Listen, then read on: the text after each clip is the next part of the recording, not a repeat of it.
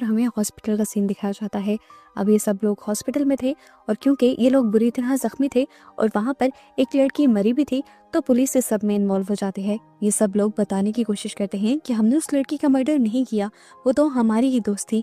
उनके साथ जो कुछ हुआ वो सब पुलिस को बता रहे थे, लेकिन पुलिस को ऐसी बातों पर कहाँ यकीन आता है। पुलिस इन्हें ही गलत समझती है और सोचती है कि जरूर इन्हीं का ये कोई गलत प्लान होगा। यहीं पर कार्टर, वो पहला दोस्त जो इन सबको यहाँ पर लेकर आया था, एडिसन उसकी सबसे ज्यादा क्लोज थी। उसे लेकर बहुत ज्यादा उदास भी था, इसीलिए वो अपने कैमरा में उसकी रिकॉर्ड हुई वीडियोस देख रहा था। इस टाइम वो उसके कमरे में था, वो उसके कमरे की चीजों को भी रिकॉर्ड करना चाहता था। जैसे ही अब वो अपना कैमरा उसकी बेड की तरफ घुमाता है तो अचानक उसे बेड पर खून पड़ा दिखाई देता है। वो डर जाता है। तभी उस खून से सने ब्लैंकेट के अंदर से एडिसन बाहर निकल आती है, जिसे देखकर वो डर जाता है। वो समझ गया था कि ये एडिसन का भूत है। वो कैमरे से आंखें हटाकर जब वहां पे देखता है तो वहां कोई भी नहीं था और दीवार पर हैंग लिखा हुआ आ रहा था।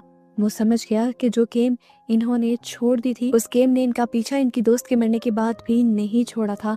और अब ये हैंग जो लिखा हुआ आ रहा था, ये असल में कार्टर के लिए एक डेर था। अचानक से यहाँ के खिड़कियां दरवाजे बंद हो जाते हैं और कार्टर जोर जोर से दरवाजा बजाते हुए हेल्प हेल्प चिल्लाना शुरू करता है, पर ना तो कोई उसे सुन पाता और ना ही समझ पाता। अचानक से यहाँ पर फैन की जगह रस्सी लटक जाती है और एडिसन का भूत उस रस्सी को पकड़े हुए कार्टर को यहाँ बुलाने लगता है। जब वो उस रस्सी के पास नहीं जाता तो रस्सी खुद ही आगे बढ़ते हुए उसके गले के अंदर फंस जाती है और उसे यहाँ से लटका देती है। हम देखते हैं कि कार्टर का कैमरा खुद ब खुद ये सब रिकॉर्ड करने लगा था। साफ लग रहा था कि इस कैमरा के पीछे कोई है जो हमें नजर नहीं आ रहा, और वही ये वीडियो सब उसके सारे दोस्तों को भी सेंड कर देता है। जैसे ही उसके दोस्त ये वीडियो देखते हैं तो फौरन इस कमरे की तरफ भागते हैं। दरवाजा लॉक मिलने पर ये लोग बहुत ज्यादा नॉक करते हैं, पर दरवाजा नहीं खुलता। ये लोग दरवाजा तोड़ने की भी कोशिश करते हैं, लेकिन दरवाजा तो जाकर तब टूटता है जब कार्टर की मौत हो जाती है। रूम की हालत देखकर ये सब लोग डर जाते हैं। अब इनकी नजर लैपटॉप पर पड़ती है जहाँ पर लिखा हुआ आ रहा था राउंड 2, यानी राउंड 1 इनका पूरा हो चुका था और अब राउंड 2 शुरू होने वाला था। इस सब को देखकर ये लोग डर जाते हैं। समझ तो इन्हें आ गया था कि इस गेम को किसी हाल में नहीं छोड़ सकते, इसीलिए अब एलेक्स इस घर पर और यहाँ पर रहने वालों पर रिसर्च शुरू करती है।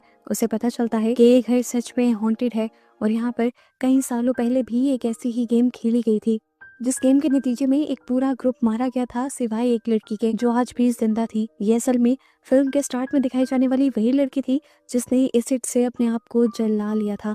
ये लोग उसका घर ट्रेस करते हुए उसके घर जाते हैं और इससे उस गेम के बारे में पूछते हैं। वो लड़की भी यही बताती है कि तुम इस गेम से और इस गेम के शैतान से अपना पीछा नहीं छुड़वा सकते। तुम्हें इस गेम को पूरा करने के लिए एक दूसरे का साथ देना होगा, नहीं तो तुम सब मर जाओगे। और बेहतर है कि तुम इस गेम को उसी घर के अंदर पूरा करो, तब तुम्हारे इस गेम को जीतने के और ज्यादा लोगों के जिंदा बचने के ज्यादा चांसेस होंगे। उसकी बात मानते हुए ये लोग अब उस घर में वापस आ जाते हैं और यहाँ पर सबसे पहले ल्यूक को अपना डेयर मिल जाता है। वो जो मैगजीन पढ़ा था उसमें सारी चीजें मिल जाती हैं और वहाँ पर बस एक चीज लिखी हुई आ जाती है, रॉब अ गैस स्टेशन, यानी तुम गैस स्टेशन पर जाकर डकैती करोगे।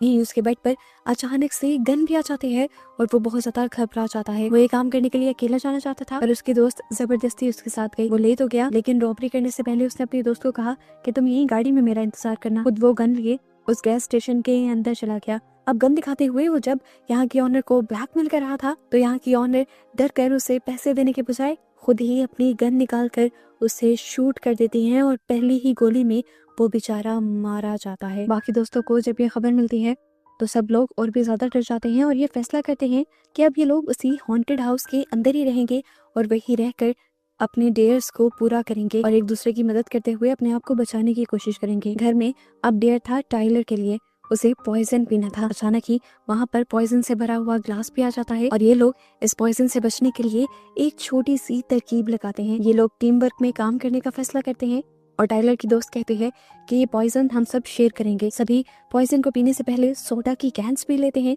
जिससे इनका स्टमक बहुत ज्यादा फुल हो जाता है और उसके बाद वो पॉइजन पीते हैं और फौरन ही वॉमिट कर देते हैं, जिनसे इनका डेयर भी पूरा हो जाता है और इनकी जान भी नहीं जाती। अगला डेयर अब मैडी के लिए आता है। उसे 2 दांत निकालने थे। उसके इस डेयर के मिलते ही यहाँ पर एक फ्लास्क भी आ जाता है, जिसे देखकर वो घबरा जाती है।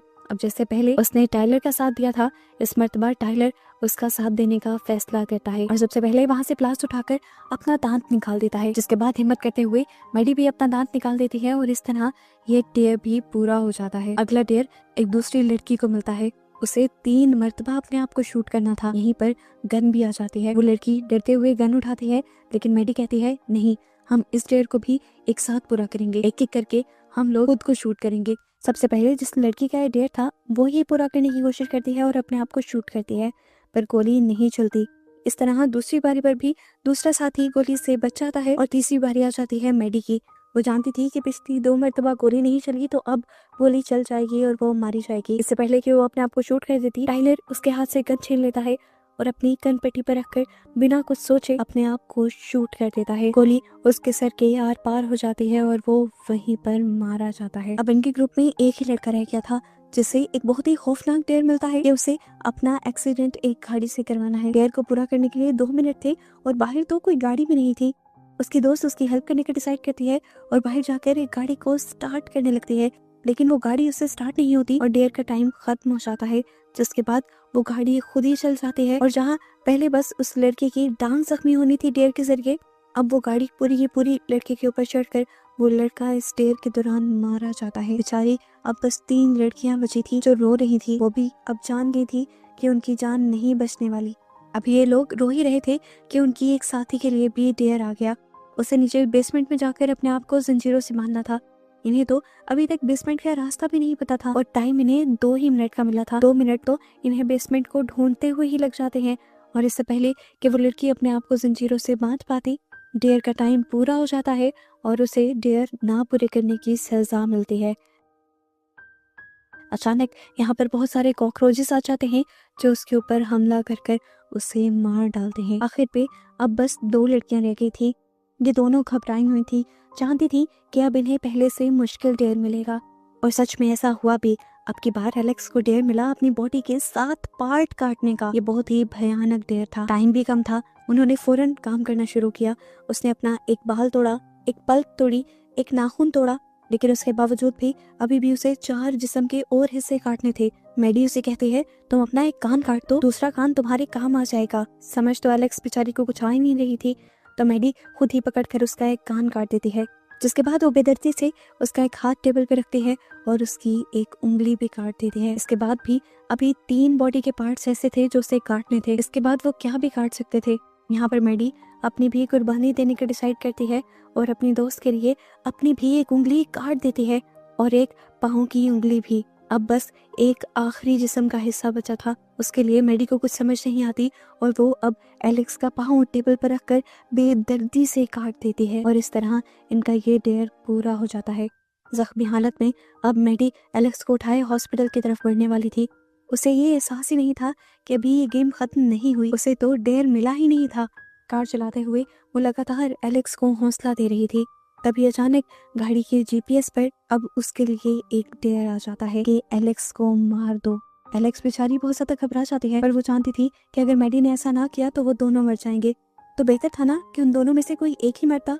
एलेक्स ने अपनी कुर्बानी देने का फैसला किया क्योंकि वो पहले ही बहुत ज्यादा दर्द में थी और इस दर्द से छुटकारा पाना चाहती थी। वो मैडी को कहती है मैडी मुझे मार दो, पर मैडी उसकी एक नहीं सुनती। यहाँ डेयर का टाइम भी पूरा होने वाला होता है और टाइम के पूरा होने से पहले ही मैडी अपना दिमाग चलाती है और अपनी कार को यहाँ एक दरख्त के अंदर क्रैश कर देती है और स्क्रीन ब्लर हो जाती है। हमें यहाँ लगा था कि दोनों ही मर गए, पर ऐसा नहीं था। ब्लैक हुई स्क्रीन में से भी हमें एक लड़की के चिल्लाने की, तड़पने की आवाज आ रही थी, जिसका मतलब था कि गेम के एंड पर एक लड़की बच ही गई थी और वो कौन थी ये दिखाया और बताया नहीं जाता और इस तरह ये इस मूवी की एंडिंग हो जाती है।